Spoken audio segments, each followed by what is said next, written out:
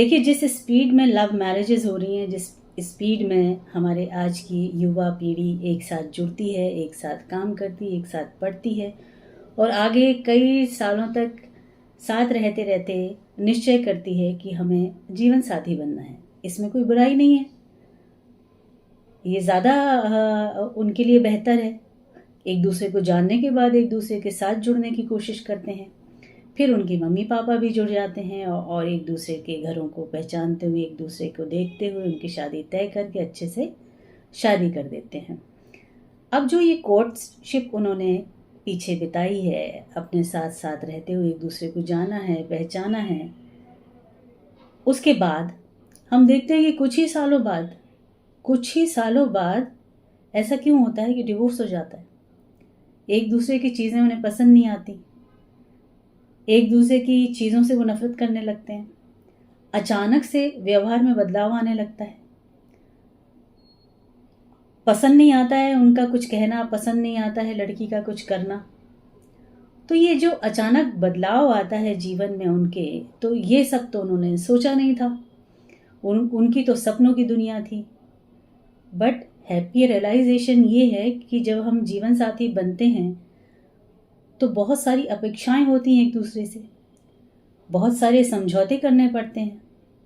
इतना आसान तो होता नहीं है जुड़ना, कई साल लगते हैं एक साथ जुड़ते जुड़ते। तो ये जो डिवोर्स हो जाते हैं, फट से शादी, फट से डिवोर्स, बिना सोचे समझे, किसी बड़ों को इन्वॉल्व ना करना, आपस में बात ना करना, उनके साथ अपनी प्रॉब्लम्स को डिस्कस ना करना, खुद ही निर्णय लेना और एक दूसरे की शादी को तोड़ते हुए हट जाना। तो जिनकी शादी अभी चल रही है और इस मुकाम तक है कि टेंशन चल रहे हैं, तो प्लीज़ प्लीज़ ध्यान दें, एकदम झटके से रिश्ते को ना तोड़ें। कुछ टाइम के लिए हट जाएं एक दूसरे से, भले ही 1 या 2 महीने या 3 महीने का एक डिस्टेंस क्रिएट करें। सोचें एक दूसरे के बारे में। ऐसा नहीं है कि सिर्फ सामने वाले की गलतियां होती हैं, गलतियां आपकी भी हो सकती हैं। उम्मीद बहुत सारी आपने बांध ली, सपनों की दुनिया तो किसी की होती नहीं। और धीरे रहते रहते हम देखते हैं कि बहुत सारी चीज़ें हमें वो पता चलती हैं जब हम जो चीज़ें रजिस्टर नहीं कर पाते शादी से पहले, या हम बहुत ही सतर्क रहते हैं कि हमारी बुराइयों को हम ना दिखाएं अपने गर्लफ्रेंड या बॉयफ्रेंड से, तो वो पहचान तो हो नहीं पाती हो। जब शादी के बाद ये सब सारी चीज़ें दिखने लगती हैं तो इशू क्रिएट होने लगता है। तो सिंपल सी बात है, अगर आपने शादी की है तो ये मान के चलिए कि जिसको आपने जाना है, चाहे 50% ही सही, उसके साथ आपको निभाना आना चाहिए। आपको उसकी चीज़ों को देखते हुए, नुक्ताचीनी ना करते हुए, कुछ चीज़ों को समझना चाहिए। बहुत सारी बुराइयां ऐसा नहीं है कि सिर्फ सामने वाले में ही होती हैं, आप में भी हैं। तो ये जो डिस्टेंस क्रिएट करेंगे 1-2 महीने का, अगर आप उस तरफ मुड़ रहे हैं डिवोर्स की तरफ, बहुत सारे चीज़ों को एनालाइज करने के बाद ये पता लगता है कि बहुत सारे केसेस डिवोर्स के चल रहे हैं। लोगों ने लव मैरिज की और उसके बाद उनको डिवोर्स लेना है, परिवार टेंशन में है। तो ये रास्ते तक पहुंचने से पहले एक काम करें, और ये काम हम सबको करना चाहिए। आप भले हम जीवन साथी अरेंज मैरिज के द्वारा बने हो या लव मैरिज के द्वारा बने हो, हम सबको ये काम ज़रूर करना चाहिए।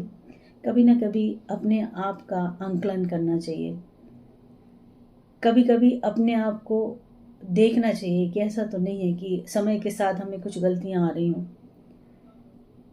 टेकन फॉर ग्रांटेड रिश्तों को नहीं लेना चाहिए।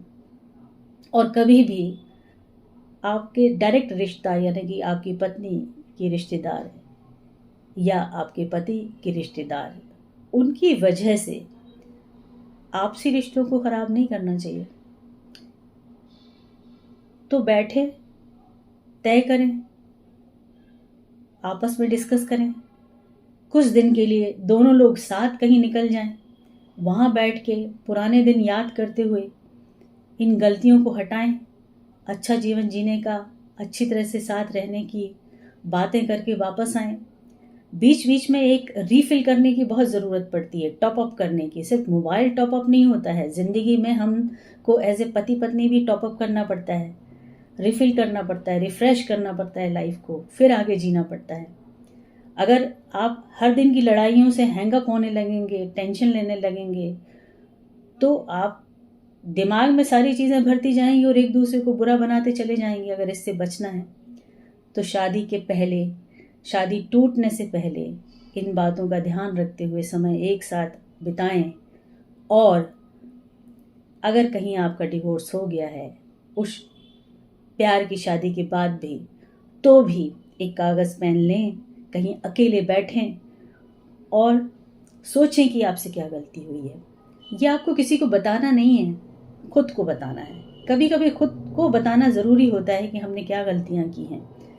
ये बताना इसलिए ज़रूरी है कि भविष्य अभी आगे बहुत है, हो सकता है कि आगे कोई आपके जीवन में आए तो ये गलती आप दोबारा ना दोहराएं, क्योंकि आप ये हर बार तो नहीं होने वाला लाइफ में, ये एक या दो बार ही आप कर सकते हैं।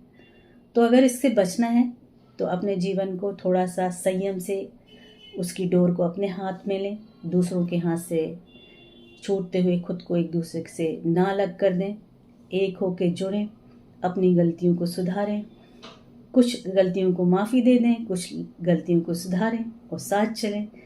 तभी अच्छी लाइफ चलेगी, तभी डिवोर्सेस कम होंगे। तो ये आज की बात आपके लिए। और अगर आप कुछ इस विषय में हमसे पूछना चाहते हैं तो कमेंट करें, सब्सक्राइब करना चाहते हैं तो ज़रूर करें, हम आपके साथ हैं। और अगर आपका किसी विषय पे आपको ऐसा लगता है कि आप मुझसे कुछ पूछना चाहते हैं तो ज़रूर बताएं, उस विषय का चयन करते हुए हम उस पर ज़रूर बात करेंगे। ठीक है, नमस्ते।